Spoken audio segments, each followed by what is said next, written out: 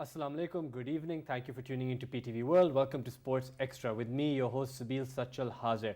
We, as always, have a lineup of sports from both Pakistan and abroad, and we look to bring you the best action from all over the globe. So with that, let's take a look at our lineup for today. We'll be starting off, as we have been for the last little while, with the Pakistan and Australia Test match tour. Obviously, Australia touring Pakistan. The second test is to begin on the 12th of March. We will be looking hopefully for a better game after the first one did end in a draw. The pitch has come under heavy criticism, as we have discussed on this show. But apart from what we'll be looking for in terms of the pitch in the second match, we'll be discussing a COVID positive case, obviously, within the Pakistan team. We'll be discussing Australia hinting at perhaps bringing in another spinner into the lineup for the next test. And these are all the things we'll be discussing in the lead up to the second test match in Karachi. Apart from that, we will also be discussing another cricketing story. We'll be talking about the Women's World Cup, which is going on. New Zealand see off a threat from India that moves them up the table. They are looking like one of the favorites to progress with now 2 wins out of 3 matches. Obviously, they have lost 1, but we'll be looking at the match with India and how perhaps Pakistan will fare against South Africa tomorrow as well. We'll be looking at the Women's World Cup in depth. That is also a cricketing story we have for you. Apart from that, we'll be moving on to our second segment, where we'll be discussing football, Champions League. Much like yesterday, we had a hat-trick to discuss today as well. While yesterday Lewandowski stole the headlines, it is Kareem Benzema who we will be discussing today, as he stunned PSG with a hat-trick. You could see the emotion on his face after his third goal, knowing he had done something incredible. A man who is a complete legend, not just for Real Madrid, but in the Champions League and in the world of football. But we also have another game to discuss, which was far less eventful. Manchester City obviously going in to face Sporting with a 5-0 advantage, obviously seeing out a draw, a very boring game, but what City would have wanted to get through. We'll be discussing the Champions League and the fixtures from last night in our second segment. Then finally, in our third segment, we'll be talking about Tiger Woods, who has been inducted into the World Golf Hall of Fame. Obviously, anybody who's followed golf any time over the last 20 years will know that this man was on his way to a Hall of Fame induction. His career speaks for itself. He has won 15 major honors. He is the greatest golfer of all time, well, at least considering most legends will say that. So it has been something we've all expected to come, but now that it's happened, we'll be discussing his career. The ceremony itself, very emotional. His daughter gave a very emotional speech as well, and he was also overcome with emotions. We'll be discussing his Hall of Fame induction. And that is our lineup for today. With that, we'll be starting with our first segment. As we mentioned, it'll be cricket. We're starting off with the test match, or shall I say the second test match, and what we can expect from Pakistan versus Australia in Karachi. So with me in the studio today, joining us, we are very lucky, as always, to have 2 people who have become regulars on the show. They come quite often.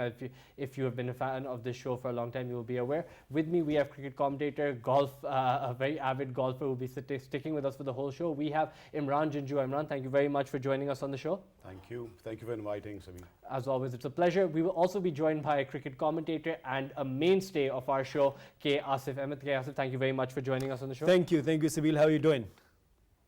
All right, thank you very much for joining us. With that, we will begin with cricket. So we'll get straight into it. The second test match, obviously Pakistan versus Australia, will be taking place in Karachi. Imran, I want to come to you first. Now, when we're discussing Pakistan and Australia, the first test match obviously ended thanks to the pitches. There was a lot of criticism. It was a very boring draw, some would say, but we were happy to see Pakistan and get back to test cricket at home.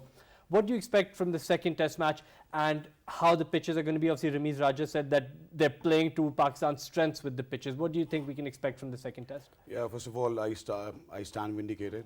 I've been saying it even in yesterday's PTV shows, and I've written it that Pakistan's amazing performance in first test match. Test cricket is not about just wins and losses. Yes, ODIs and T20s has changed, the test cricket also. But till late 1980s, 60% of the matches were drawn.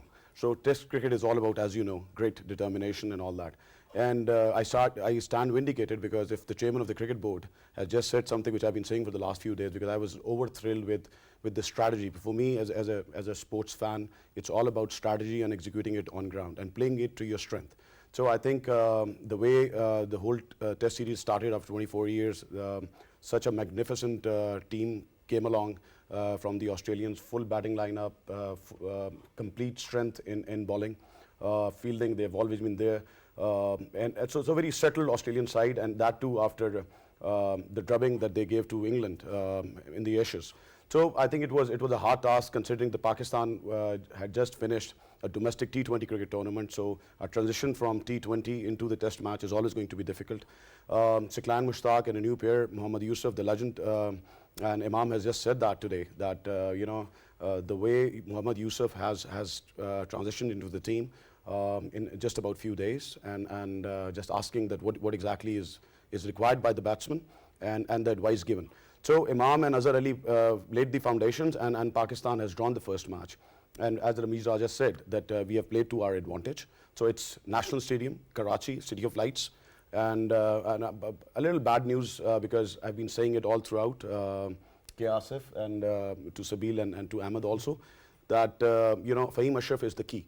And again, this corona and COVID is not leaving us, because he's been tested positive. We missed Harish Rauf in the first match, and now we've got Fahim Ashraf, another casualty, for the second. And in Karachi, the bowling all-rounder was supposed to be there.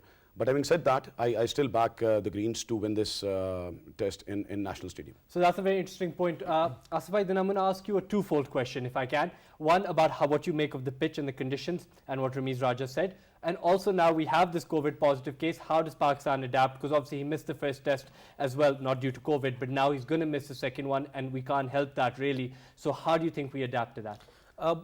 First of all, you know that the people are watching Test cricket after a long time in Pakistan, a team like Australia, the #1 in Test ranking. So we want to see results. It's not about that the Test match is only for the draw Test matches, for the results. In my opinion, I really respect Imran's opinion as well. But you know that if you are talking about the typical pitch of Rawalpindi Cricket Stadium, so Rameez Raja has accepted that the issue was with the pitch, cause we were there to play on our strength, and our strength, we cannot beat Australia on a grassy track, to be very honest. That the bowlers like Pat Cummins, the bowlers like Mitchell Starc and Josh Hazlewood, honestly, they would be really difficult on a grassy and bouncy track. And this is what Rameez Raja said in his video, in his video's message. And then he also said that we want to make some green pitches as well in Pakistan, because when he has taken over as the chairman PCB, he has announced that we want quality pitches in Pakistan. And he's talked about the drop-in pitches as well in Pakistan. So I think that the concerning pitch, it was definitely a flaw from Pakistan Cricket Board, that they went on the defensive position. And I want to see Pakistan as an aggressive side, as an attacking side. I don't want to see as a defensive side. First thing. And the second thing, that when we talk about specifically about Rana, Fahim Ashraf, that he is an energetic guy, rightly said by Imran, that really important in red ball cricket especially, that he's he has a good record, and he's really useful all-rounder for Pakistan, and especially when we were playing in Karachi, because you know that we had our Qaeda-Azam Trophy session there, so our players are pretty much emerged there, and they do know and they understand the pitch behavior as well. So concerning Fahim Ashraf, yes, we are unlucky that he's no more in this side for the second match, but on the other side, Hassan Ali is there, another really good campaigner with the red ball cricket. In red ball cricket, if you see his record in last series against Bangladesh, in Bangladesh he was really effective, bowled really nicely, and the good thing is that our team is getting some momentum, is getting some confidence, though it was a dead track. Even then you were facing Mitchell Starc and, you know, the big bowling line, you know, so even that. And you talked about that they're bringing 2 spinners. So it would be interesting. I want to see Adam Zampa, because he's an interesting guy when we talk about his bowling. He's a wrist spinner, and he got a lot of variety. So in Karachi, I'm looking some result, and from the both side. But do not take easy that Australia is a very strong side. Definitely, as you mentioned, Imran, I want to come to you now, because obviously if Zampa comes into the squad and they bring in a second spinner, that's going to affect our strategy as well. And obviously, do you think Hassan Ali can come in, and like you said, we're hoping that Fahim Ashraf, as you said, was going to be the key. Him coming in would make a massive difference. Do you think Hassan Ali or somebody else coming in can fulfill that role, or is it something that we will struggle with now? Okay, so this series was all about spinners versus their wonderful batting lineup. So Fahim Ashraf is not there. So this series was all about Sajid versus Khwaja and Manas.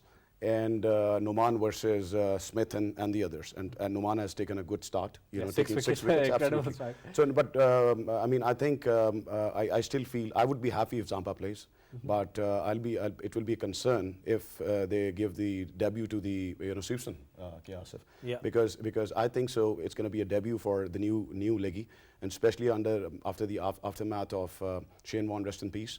And I think they're going to give it to him, and he's being tipped as a very, very good leggy, going ahead.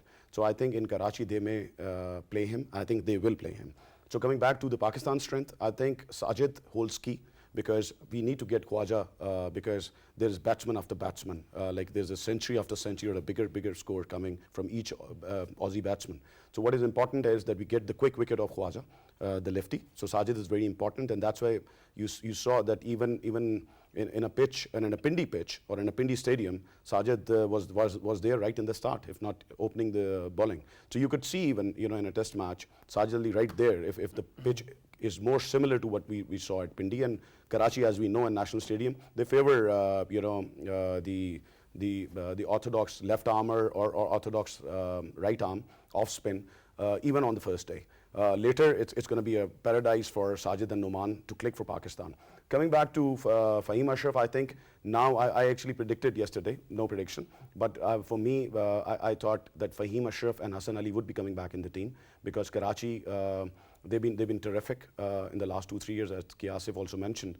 Fahim Ashraf has been top all-rounder with his performance with the bat and the ball. So he's going to be missed. But Hassan Ali, I think, will get a nod on Rauf. Rauf is fit, but I think Karachi, they're going to go with Shaheen Afridi. And Shaheen Afridi, Asif, what I saw in Pindi, I think he was missing his after T20, and actually it takes times to every bowler, but a mainstay bowler, I think he needs to change his length a bit. And I think our bowlers, if our batsmen stick to their potential, what they have done, the start that they have done, because we've got, apart from Imam and Azhar Ali, what they have shown. So we've got a lot of batting prowess down the lane also, with Fawad Alam and Babar and Rizwan. So there's a lot of stay coming. So when you're talking about batting power, obviously, down the lineup, you also mentioned Australia being, well, to put it bluntly, a very stacked squad. A lot of very, very good players in that squad. One of the best team in the world right now in this format. Asif, coming to you, Sweepson makes a debut, perhaps, right? All these players come in, Zampa come in. Do you think our players have what it takes to cope with that? Because obviously, you and I spoke about this earlier on a previous show, that had this been Australia with Australian pitches, the same teams playing off, Australia probably would have gotten a result, same players playing. Now with all these other players coming in on a different pitch in Karachi, do you think that's trouble for Pakistan?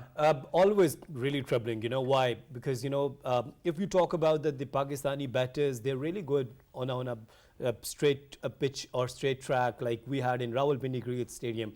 When we talk about the bouncy tracks, even I've mentioned earlier as well in last show that Azhar Ali was struggling on the day first against Pat Cummins and Josh Hazelwood on the bouncy deliveries. So this is on the first day. On the first match, yes, I've mentioned as well.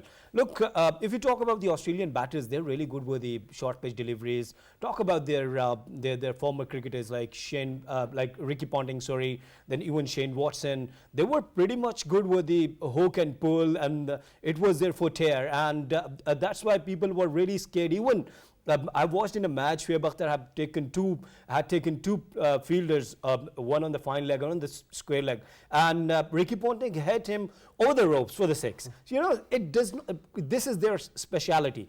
What happens with our batters that our batters are still struggling because of this pitch, because this specific pitch in Pakistan, because in the first session of Qaeda-Azam Trophy, when it ended up with all the drawn, we did not have single result in Lahore legs of this Qaeda-Azam Trophy. So all the team captains and all the coaches, they sit up with the chairman PCB and they said that what's going on? Why there are no results? And that's why our batters, they got in good confidence. They played well against Australia. But the problem, the question which you have asked, that if the Zampa is coming or the other spinner is coming, what would be our strategy?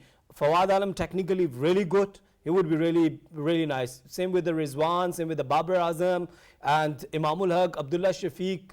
I think all of the batters are really good technically, and it affects and it matters. If you're technically good, if you're confident, you're not going across the line, what happened and what Abdullah Shafiq did in the first innings against Nathan Lyon, that he hit a 6 and he went again and to his wicket. But he learned, the good thing is that he's learning with his mistakes. So on that kind of track and a team like Australia, if you're giving them chance, you won't be in the game. So I see you want to jump in there. Is there anything you want to add to that? I think Fahim Ashraf was the final As you with mentioned, the strength. Now because that's why we were saying that Karachi, Pakistan, because the kind of record they have, 23 wins in 43 matches. So Pakistan was favourite. But with Fahim going down, until there's still some days left. So we shall stay hopeful that Pakistani team, stay fit in terms of the COVID thing, because COVID can come in any time. The virus, the tests are going on. So the quick thing is that now the match hangs in balance, and be mindful that after 4-0 drubbing of England, Australia are here because there are a lot of Test Championship points on the offing. They are the number 1, number 2 sides. Though India has more points, but their winning percentage of both the teams are there. So one aspect of the Pindi Test match, and every match drawn has a lot of weightage when it comes to the Test Championships overall, points all across the globe. So yeah. Can I just make quickly a before we move on? Yeah. So Imran, you want to say that if Fahim is there, then Pakistan would be favourite? If Fahim would have been there, he's not there now because he needs 5 days to recover, so he's not playing the Test match. No, but but I mean, the it's a point huge- Asif is saying, do you Yeah. think Fahim would have made so much of a difference at Pakistan? I would don't become think so. favourites to I win? don't think so. I just said that. Because Yeah. the And you kind. disagree, Asif? Yeah, but respectively.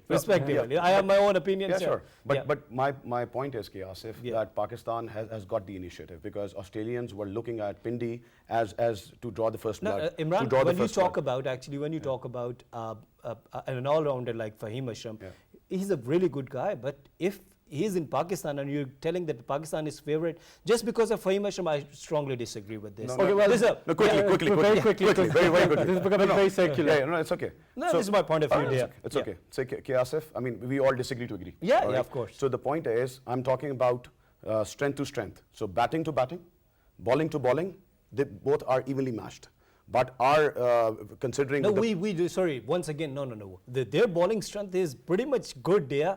How could you see that the Josh Hazelwood, Pat Cummins, Mitchell Stark, they're like Harish Rauf? Okay. Do you think that? Okay. Apart from that, if you allow me to complete, Yeah. even with the half strength, I'm a Pakistani. I want Pakistan to win this series. No, number 1. that's number 2. right. No, that's number 2. right. No, But when we are giving analysis, to be very honest, that you must be passionate about Pakistan. But giving analysis, it's something different. Let me please allow me a few seconds on Yeah, sure. So what I'm saying here is that Pakistan has got the best batting lineup right now.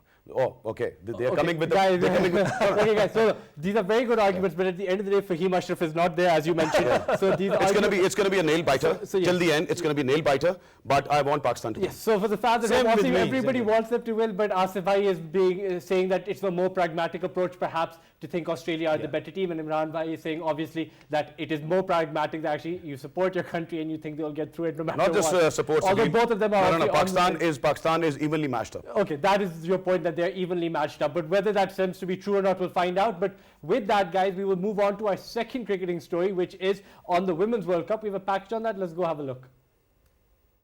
New Zealand women thrashed India women by 62 runs to inflict India's first loss of the tournament at Seddon Park. For New Zealand, Amy Satterthwaite and Amelia Kerr played splendidly to help the host post 260 in their 50 overs. Only medium pacer Pooja Wastrakar looked like a bowler who troubled the New Zealand batters with a 4-wicket haul. Chasing a target of 261 runs, India never really looked like they were in the chase, with a low-scoring raid and loss of wickets in regular intervals. Amelia again showcased her all-round skills with a 3-4 that buried any hopes of India reaching anywhere close to the target. One of the few positives that came out for India was the coming back to form of vice captain Harmanpreet Kaur, who scored 71 runs. Should be a boundary. It is. Couldn't get round there, Hayley. Well, there you have it, New Zealand moving up the table after seeing off a threat from India. Asif Bhai, I want to come to you on this first because we've been discussing the Women's World Cup in depth quite a lot, you and I. And I would like to know, what do you make of the game? New Zealand put on a fantastic performance, really held, really put up a good total, and then they really put the pressure on India, who were obviously all out, unable to cope with that pressure. What do you make of the game and people who stood out for you? Well, look, I used to say one word, fantabulous, and that the New Zealand side was fantabulous Definitely today. was. And if you talk about their batters, Sophie, their captain, She played tremendous innings, and they talk about their the player of the match, Amy, and then the Catty. So 3 players, they were really good. And if you talk about their bowler, and she got her name is Leah Tono, and she got 3 wickets in 10 overs and given only 18 runs. On the other side, Mithali and Kaur, Mithali the captain from the Indian side, and Kaur, they struggled good. But when you are playing in New Zealand, against New Zealand, and in a World Cup side, and when you see that their captain Sophie, she was really brave. She has taken really good reviews. In the fielding, they were really good. They didn't give any chance to India. So New Zealand was a complete side, a complete package, and India, they were missing something, and that was the confidence. Okay, so coming to you on this point, also not just what you thought about this game, but this is the quality of the top level sides in the game. Pakistan plays South Africa next. Asif, I mentioned on a previous show that he still thinks Pakistan can finish in those top 4 berths and go into the semi-finals. Not only your thoughts about India and New Zealand, but what do you think Pakistan's chances are going forward in this tournament? All right, so I want the men in green to win against the Aussies. But I want the women in yellow, the Australian women team, who have won it for 6 times. They are the clear favorites. Yes. And they've defeated Pakistan on a Women's Day. So, so now they are at the top. Pakistan is at the bottom. So Pakistan has a lot to catch up. But the tournament has opened up because of the New Zealand victory. Seems like it's because down under, it says, any tournament happening in New Zealand or Australia. So both the sides there are supposed to be in the semi-finals, if not the finals themselves, and clear favorites. So unless England or West Indies won a very good match against England the other day. So I think it's going to be Australia are the clear favorites. For Pakistan to come up, I think they need to play really well now from here on. Well, thank you very much. Asif bhai, thank you very much for joining us on the show. Viewers of the show, do not worry, Imran bhai will be sticking with us throughout the show, but K. Asif will have to go, unfortunately. Let's take a look at our segment recap for cricket. We discussed the second match that is coming up between Pakistan and Australia, what we can expect, all the changes that are happening. Obviously, a COVID positive case is unfortunate, but Pakistan is at home. That should play to their strengths, and we're hoping for a far better second match with a result, hopefully. And then we also spoke about the Women's World Cup. New Zealand opening up the tournament a little bit by beating India, putting on a very comprehensive performance. In Pakistan and now to face South Africa next. We will see how this Women's World Cup unfolds. We'll be following all of the action here. But for now, we're taking a small break. Please do stick with us. When we come back, we'll be discussing football in the Champions League.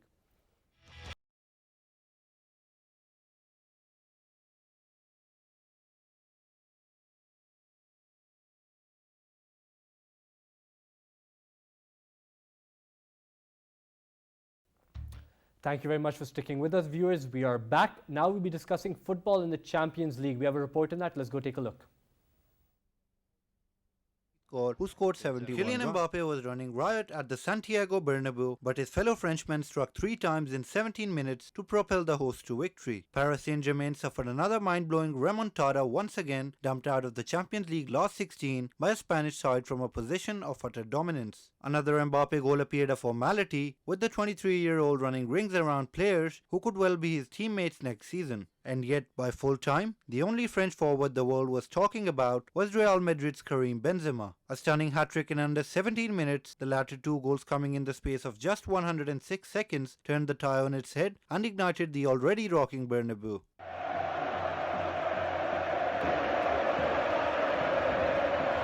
On the other hand, Pep Guardiola's side cruised into the quarter-finals of the Champions League despite being held at home by Sporting Lisbon. City remained completely comfortable and Guardiola was relaxed enough to bring on third-choice keeper Scott Carson for a descent with 20 minutes remaining. It is the 5th successive season Man City have reached the quarter-finals, while Guardiola has managed the team to this stage for a record equaling 12th time.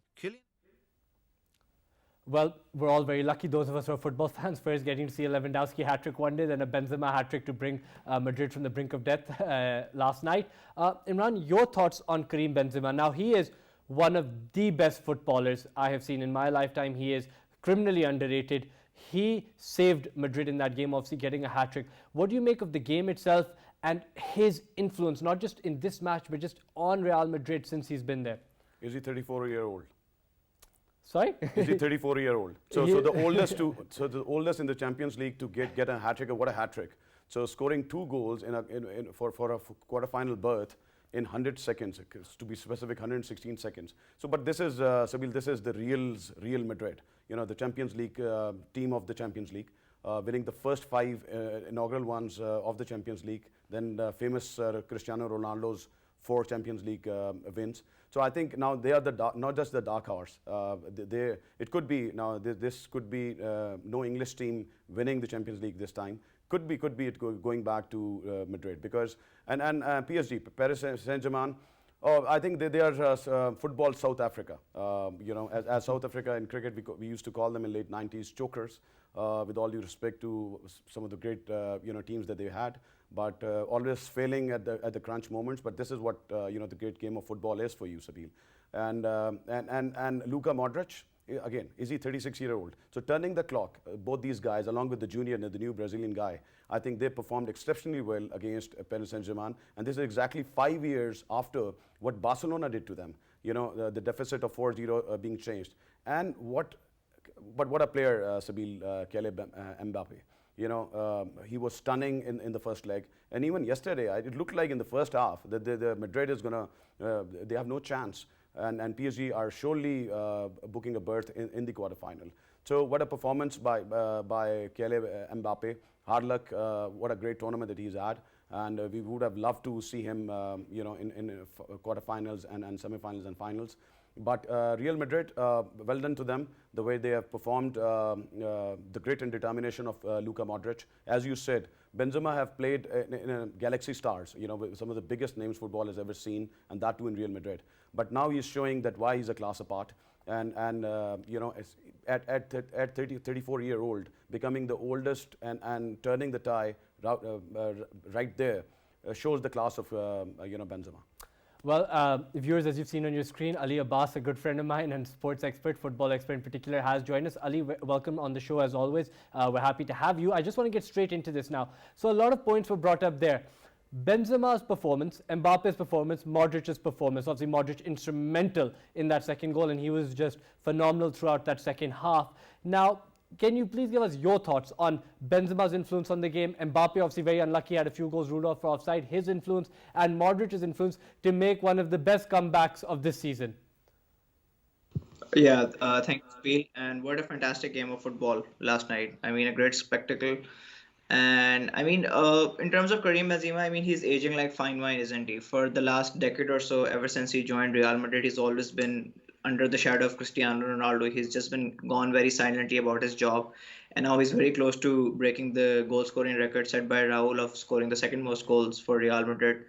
I mean, Ronaldo is at number 1. So Kareem Benzema, he's just silently gone about his job over the last 10 or 11 years.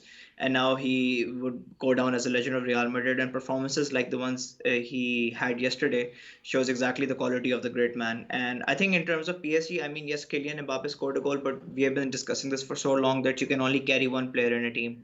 And once you have Neymar, someone who's not willing to track back, you have Mbappe. He had a great game last night, but sometimes football is just about more than just scoring goals. And we saw that last night over the 2 legs for Kylian Mbappe. Then you have Leo Messi, who despite his greatness is someone who's going to be more comfortable on the ball and just playing those killer passes or scoring those goals or getting those assists up ahead. So the structure of PSG, I mean, you cannot just put it down to the manager, like if it's Pochettino who's failing, because you have Thomas Tuchel, who won the Champions League with Chelsea in their season right after he left PSG. He could not get them over the line. You have Unai Emery, someone who's a seasoned winner when it comes to Europe. He could not do a job with PSG. So I think there's something to do with having a lot of superstars, and those superstars not really willing to put in the dirty work, the extra hard work. And I think if PSG just got their act together and maybe defended a little bit more dirty, maybe if they were more clinical. I know there were a few mistakes. Donnarumma made a mistake.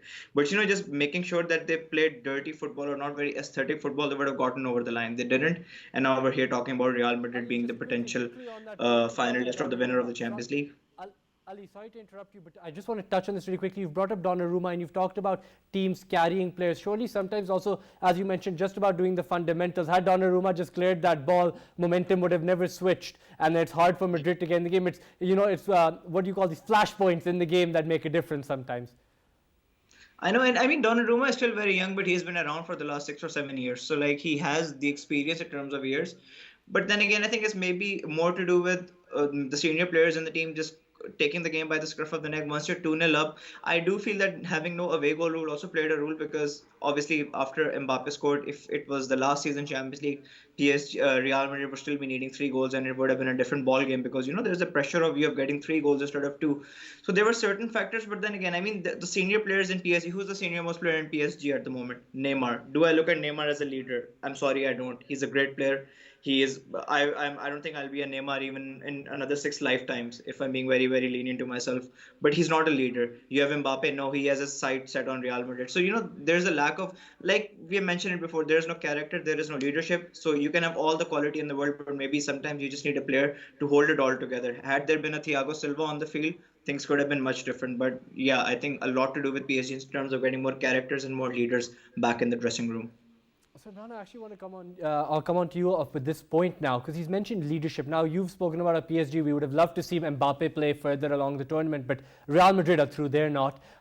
With all the talk of Bayern Munich and Manchester City and Chelsea and all of these other teams, people aren't really talking about Real Madrid as one of the favourites to win this tournament. But when you talk about leadership, they've got that. They've got Kareem Benzema. They've got world-class players who've all won the Champions League before, real leaders in that squad: Modric, Kroos, Benzema.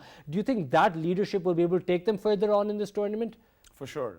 What he said also is it's about leadership, and especially going deeper into such huge tournaments in any sports, let alone football.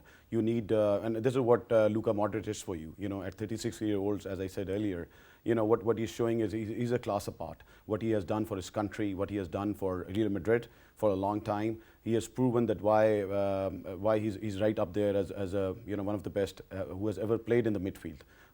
So I think, yeah, you're absolutely right. Going ahead, they still could be the dark horse, but with their history at the back, 13 titles in Champions League, and they can upset anyone with the kind of experience they have and the the killing instinct what Kareem Benzema has shown at 34 years old. So there is more to come from Kareem Benzema, I think, going ahead. Ali, thank you very much for joining us. That's all the time we have for football. Thank you very much for joining us, Ali. Imran will be sticking with us. With that, let's take a look at our segment recap for football. We spoke about Real Madrid, obviously producing a stunning comeback thanks to Kareem Benzema, the captain, leader, legend, as they say, scoring a hat-trick. Mbappe's goal was in vain as PSG were knocked out of the tournament. Manchester City, we didn't get to discuss them much, but as we know, it was a pretty routine 0-0 draw. They had won the first game 5-0, not much to play for. And now between City and Munich going through, and perhaps Madrid, this side of the tournament bracket does seem to have the best teams who we are looking to see win. With that, that is all we had time for football. We'll be moving on to golf now. We have a package on Tiger Woods and his Hall of Fame induction. Let's go take a look. I guess hello world, huh?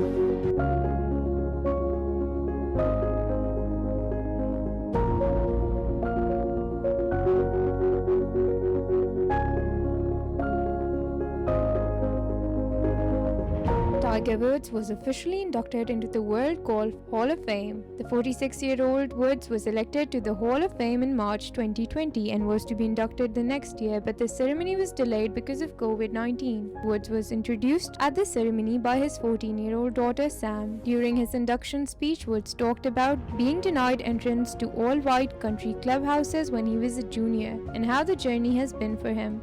This is an individual award, but it's actually a team award. All of you allowed me to get here. I just want to say thank you very much from the bottom of my heart.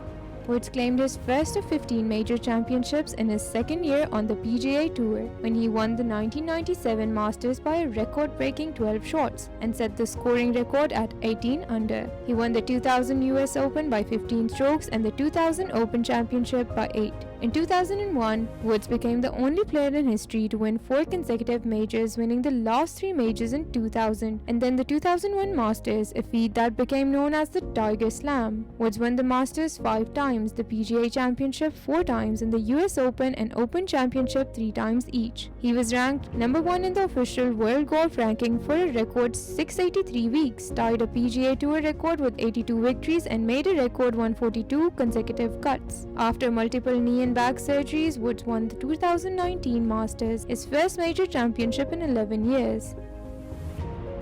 No one had a more profound impact on the game of golf than Woods, whose daring play and dominance attracted minorities to the sport and made it cool for younger generations to play. His popularity transcended sports and made him one of the richest and most famous people in the world.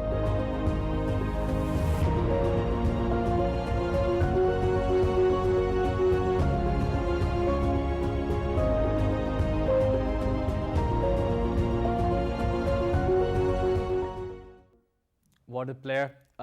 His legacy unmatched. That report sums up just all of his achievements, but his impact perhaps is something we have still to see. We'll be discussing with Imran in detail. Now, Imran, I want to come to you with this. Obviously, you being the golf coach, the golf player, I want your opinion on not only Tiger Woods as a player, which we will obviously give, and his legacy and all that he's achieved. You know, some people say when they saw him, he was at age 5, they knew he was going to be a Hall of Famer.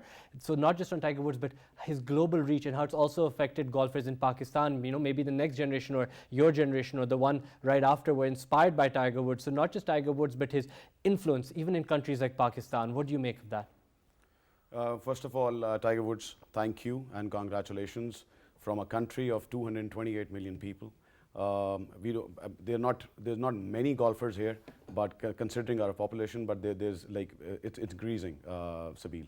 So what a career! He makes us emotional. He has not just led us in golf. I think I've learned a lot when it comes to applying the same few things.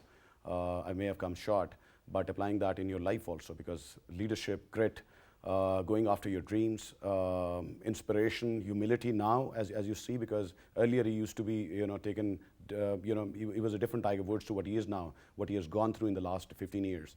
So his Augusta Masters victory after 11 years, next major, the last major that he won. Now, Sam and Charlie coming through the ranks, and what Charlie is doing these days, as you know, he's inspiring not just the younger generation, inspiring all of us. That after Tiger Woods, Charlie Woods is something to look forward to. Now, come back to Pakistan, Sabil. You were discussing off air. Yes. It's a growing game.